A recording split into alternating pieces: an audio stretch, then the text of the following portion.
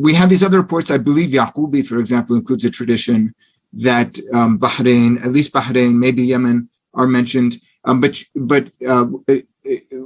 that's not to be taken seriously, it sounds like, because we don't actually have within the literature coherent lists of variants attributed to that Misr, that city.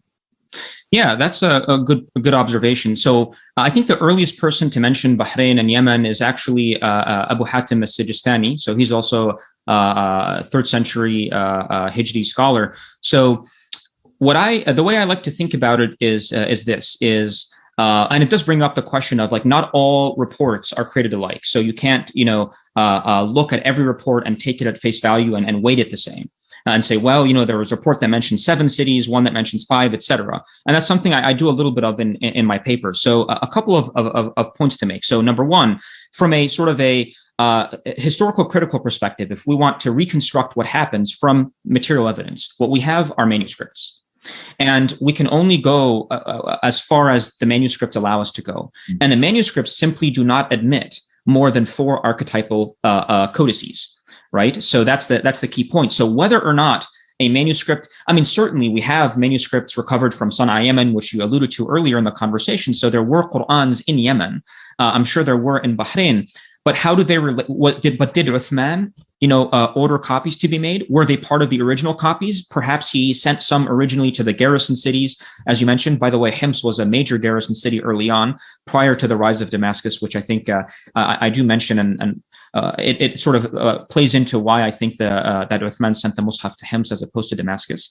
But also, so that's the important question, which is a historical one, right? And if one is to rely on the material evidence, then it only points to at least 4, at least to which all the manuscripts I have studied and basically have access to go back to.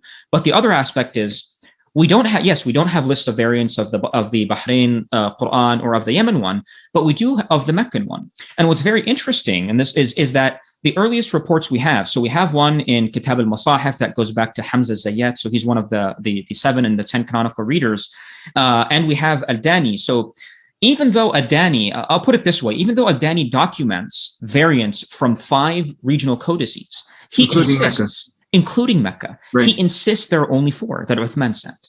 And so I think that speaks, and he says that this is the opinion of the majority of the scholars of his time. I think Pace, Abu Hythem Sidky, who kind of stands out.